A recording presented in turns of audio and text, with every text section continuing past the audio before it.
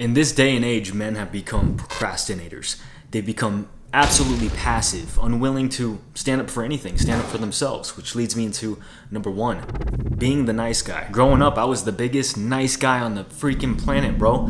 I would let people trample all over me. I would bend over backwards for people, always just trying to gain the acceptance and validation of others, and therefore I was never willing to stand up for myself. And I feel like a lot of men, especially young men, have allowed themselves to embrace this nice guy persona. Even myself, bro, like always trying to be Mr. Nice Guy all the time. I started to immerse myself into relationships and friendships that I didn't even want to be in. I started giving my time, chunks of my literal life to people that I didn't even want to hang around or be around. And this got me into a heap of trouble. I remember in my inner circle of friends, I was like always the runt of the group.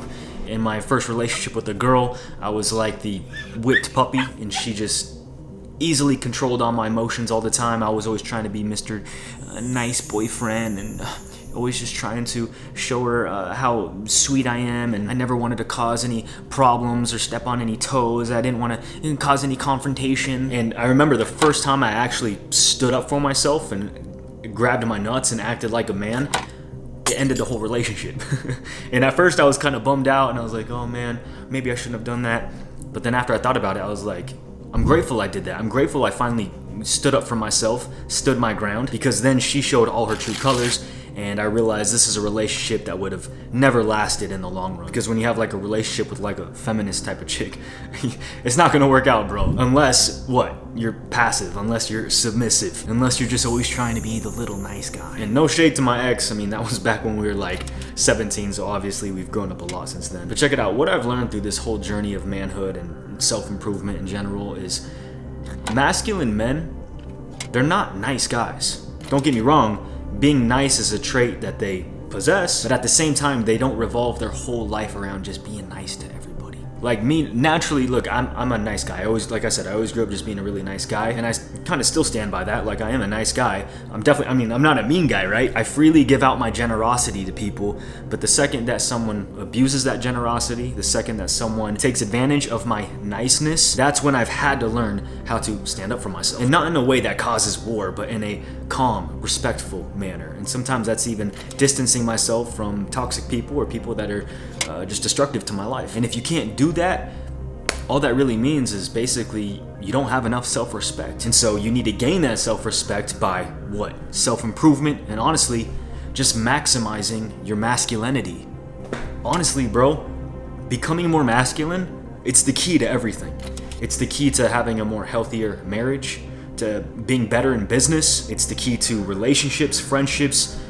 Hey, honestly, the more masculine you are, the more respect you gain from others. Simple as that. And not only that, the more masculine you are, the more you just want to take life by the horns. The more focused you become, the more goal-driven you become. You start taking these next few years to become more masculine, to really embrace your manhood. Watch how your life just steadily falls into place. Watch how everything in your life just starts to catch momentum. Everything starts to flow. Being Mr. Nice Guy, it's making you weak, bro. I know firsthand. Trying to make sure that everybody just likes you all the time, trying to make sure that, you have no problems with anybody. You don't want to do anything that's controversial. You don't want to do anything that steps on anybody's toes. That's even going to make you less likable, less respected. I was on a Skype call yesterday, actually, with this brand who wants to sponsor one of my upcoming videos. And, they wanted to do this meeting, so I did the meeting, and I told them everything on my plans and what I want to do with the video, and then they're like, hey, can we schedule another meeting with this guy so that way the company feels more comfortable and blah, blah, blah, blah. And they just kept on wanting to set up meetings, and it's like, hey, bro, so I had to tell them, I had to be real. I was like, hey, look, I appreciate this opportunity, but I've been doing this for 10 years. I know exactly what I'm doing. I'm going to make you guys a great video. Hey, don't even sweat it. But hey, look, if you guys want to keep doing meetings, I'm going to have to push out this video till next month, because I need to get these videos done now. I got to stay on schedule right now, especially during the holidays where my whole schedule is just slammed. And you should have seen the guy's face. He was like, okay then, yeah, for sure. Well, I'll just let the team know then. And so I kind of like, I had to get a little stern, because if I'm just like, okay, yeah, we'll do another meeting, and we'll do another meeting. And it's like, I'm going to start getting off track on my schedule and my goals and the things I need to do. Number 2, pornography. I have to censor it here on YouTube, but you guys know what I'm talking about. Now, hey, look, I'm so sick of all these influencers, all these gurus, all these self-help books and everything. You know, you guys know my story. I was addicted to prawn for 16 years. And I would read these books. I would listen to this guy's advice and that guy's 3-step method. And it was just always the same repetitive advice of just like, oh, just admit that you have a problem. Oh, get rid of the things that are maybe causing you to feel tempted. Make sure that when you go to bed at night that you put your phone in a different room, or put up some kind of filter on your Google Chrome. And it's just like, bro, at the end of the day, you can do all these things. You can follow all these 1, 2, 3-step methods and buy into these guys' programs and books and stuff like that. But I mean, hey, look, you guys know my story. Most of you, I was addicted to prawn for 16 years, so I did all these things. And look, if you guys are in the same position I was, you know you can always find your way around it. You know there's always some kind of little, incognito mode, or you can hop onto some other site that kind of goes untracked, untraced. I mean, if you really want to watch it, you know you can work your way around and figure out a way how to watch it. I know how it is. When you're horny, you're on a mission, bro, and you're gonna make sure you accomplish that mission. But anyways, hey, look, we are in the fight of our lives right now. We are in a literal spiritual war, and prawn has become the biggest threat to all mankind. It has become the most addictive substance, the most destructive substance. It's literally tearing families apart, severing the balls of men, fully removing our sexual energy as men. I mean, think about it. When you go and lock yourself away in your room at night and you fap to all these promiscuous images online, how do you feel afterwards? You feel passive. You feel somewhat like satisfied, right? And ask yourself this: when you're done doing your little weird thing in the bedroom, do you feel like actually going out and conversing with women, maybe taking one out on a date, trying to find your wife? Heck no, bro. You just gave all of your sexual energy to all these random women online, and now you lost your oomph. You lost all that sexual masculine energy. So you gotta realize this, bro. Our brains are still in its primitive state. And God didn't wire us to just be able to hop on our laptop or hop on our phone at any time of the day and just watch random women just getting their guts dug out by all these men just over and over and over and over again. Now, as a bonus to my masculine masterclass, I included a 4-part series on my journey with prawn and how eventually I got my wife addicted to it and how we were able to defeat it. So if you want to check that out, I'll link it down below. Number 3, playing it safe.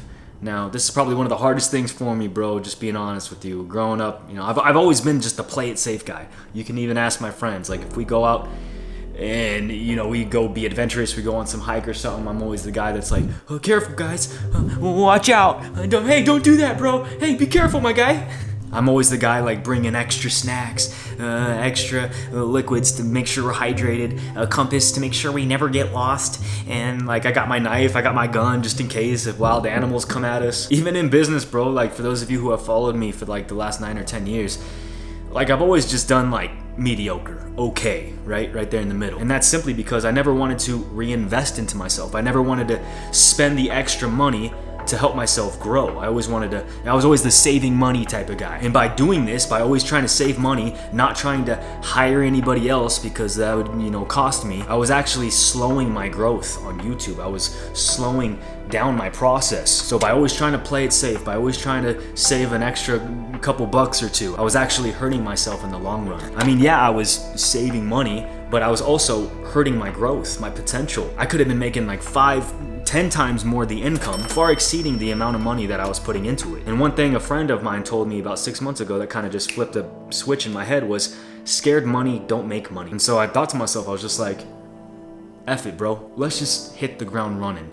Let me hire a few guys. Let me start investing into myself, into my business. I'm gonna stop playing it safe, stop being scared all the time. And let's just go all out. And now look what's become of all this.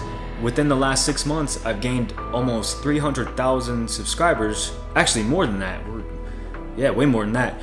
But you know how long it took me to get my first 300,000 subscribers in the very beginning? It took me like 4 or 5 years, bro. We've been able to do that within 6 months. And that's just simply because I had a mindset shift. I was literally like, F it, bro. Let's stop playing it safe. Let's just hit the ground running. Let's reinvest into this thing. Stop always trying to save money. Stop trying to always be Mr. Lone Wolf and just get the hell out of my comfort zone. So remember, trying to avoid failure is a failure within itself. It's like the little boy in the movie Troy. He goes up to Brad Pitt in the beginning and says, oh, that man is huge. I would never want to face a guy like that. And Brad Pitt looks down at him on his horse and says, that's why no one will ever remember your name. So stop playing it safe. If you're not going to the gym because you just feel like you're just too skinny or you're just too fat and everyone's going to look at you, you'll never see results. If you feel like you can't go up to that girl because you don't feel ready yet, you're not lean enough yet, you don't have that chiseled jawline yet, or you don't know exactly how to talk to women yet, then you might miss out on the